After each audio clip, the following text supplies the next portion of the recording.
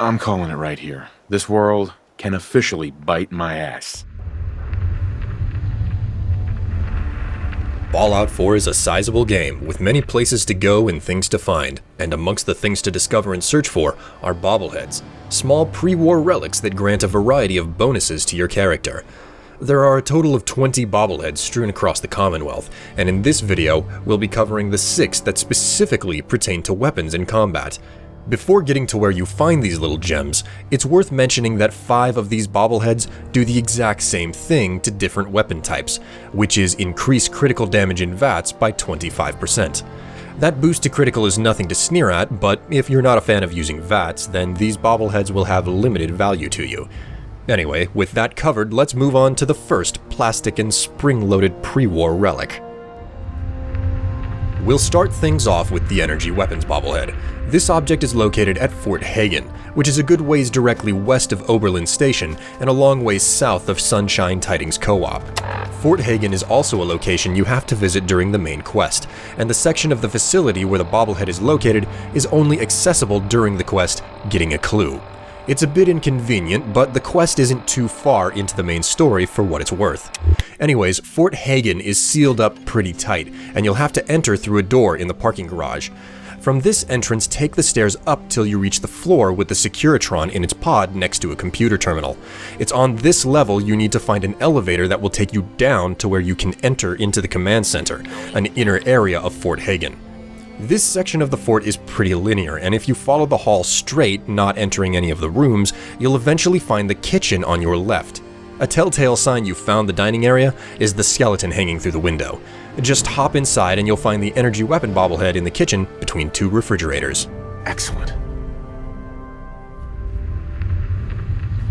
Now it's time for the big guns bobblehead, which affects all guns that either mount on your shoulder or hang at your side. To find this pre-war collectible, you'll need to head to Vault 95, located at the edge of the glowing sea, just west of the settlement Somerville Place. Finding the collectible within isn't too complicated, but Vault 95 is home to a full complement of gunners, so you'll need to head in prepared if nothing else. Anyhow, after passing the vault door, take the elevator down into the vault proper. The first room you'll enter is the atrium. From here, hang an immediate right through a labeled door to the residence section. Watch for traps, and when you reach the bottom of the stairs, go through a hole in the wall ahead, then hang another immediate right, enter the room on your right, then through the hole in the wall. In the bunk beyond, you'll find the big guns bobblehead sitting on a coffee table on top of a radio. Just remember, you'll have to kill a lot of gunners in the short space you need to travel to get this item. Nice. While on the topic of gunners, another bobblehead in their possession is that of small guns. This rare plastic toy is located at the Gunners Plaza, northeast of Somerville Place, southeast of Egret Tours Marina, and northwest of Merkwater construction site. Now, the Gunners Plaza is actually the headquarters of all gunner activity in the Commonwealth, so you'll face stiff opposition when trying to get inside. The main entrances are on the south side of the building, and once inside of the facility, it's nearly a straight shot back to the main recording studio where the bobblehead is sitting. You'll have to go through a large open lobby and weave around a small hall beyond, but the studio is hard to miss. The larger obstacle you'll face is the door to the studio, which has a master lock on it. If you have the skill to pick it, that's all good and well, but in the event you don't, you'll need to find your way to the second floor of the open lobby. Amongst all of the extra gunners located on the second floor is a commander named Cruz, who carries a key to the recording room. With key in hand, head back, unlock the door, and inside you'll find the leader of the gunners, as well as the small guns bobblehead on the news desk. Nice. The next collectible to find is the explosives bobblehead, which, surprisingly, grants an additional 15% damage to all explosives you throw out, whether they be grenades, molotovs, or mines. That's right, a weapons bobblehead that has nothing to do with VATS. This little relic is found at Saugus Ironworks, located south of the Slog and north of Finch Farm. Saugus Ironworks is crawling with raiders who have a special affinity for pyrotechnics, so be careful when tackling this location. Raiders aside, your goal is to go inside and reach the top floor on the northern end of the facility. This is done both easily and with some potential confusion, as the current residents have covered the factory with many makeshift walkways.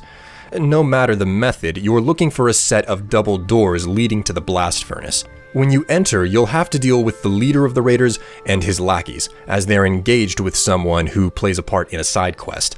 Once the immediate standoff is sorted, though, you can find the explosives bobblehead sitting on top of a control panel directly above the main forge. Nice. Moving along, we're now at the melee bobblehead, which is found in Trinity Tower, a building that's southwest of Goodneighbor and directly east of Diamond City. Trinity Tower is infested with super mutants, so you'll be fighting the entire way up and down the tower for that matter, as finding this bobblehead coincides with the quest, Curtain Call. From the ground floor, you'll need to hop up some stairs and find an elevator, which will take you up multiple levels.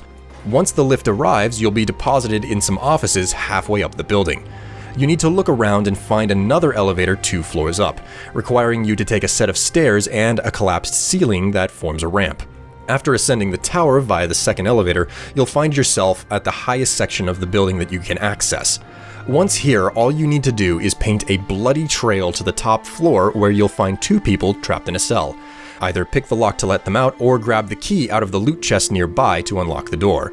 Regardless of how you go about it, it's inside of this cell that you'll find the melee bobblehead, which, ironically, won't do you a bit of good when escaping with the captives you have to set free to get to it. Perfect. Finally, it's time to close up the list with the unarmed bobblehead. Just think fist weapons. The location you need to find to nab this knickknack is the Atom Cat's garage, located in the southeast section of the map, southeast of Jamaica Plain and northwest of the Warwick Homestead. The Atom Cats, who the garage is named after, are a friendly gang, so it's easier to not go in guns blazing. As for the specific placement of the collectible, the bobblehead is serving as a hood ornament, sitting at the front end of a car in the garage. Nice. And there you have it, all the combat-boosting bobbleheads across the Commonwealth, each one based on the original set from Fallout 3. However, maybe you're asking, what if I'm not trying to kill mutants, raiders, or one of the many irradiated freaks from the wasteland? Well, if that's the case, then check out the other 2 parts of the Bobblehead Guide, where we cover skill and special bobbleheads, which boost things like trade, stealth, good old breaking and entering, and classic RPG number crunching. Until next time though, I'm William Strife, and this has been the Fallout 4 Weapon Bobblehead Guide. I'll see you later.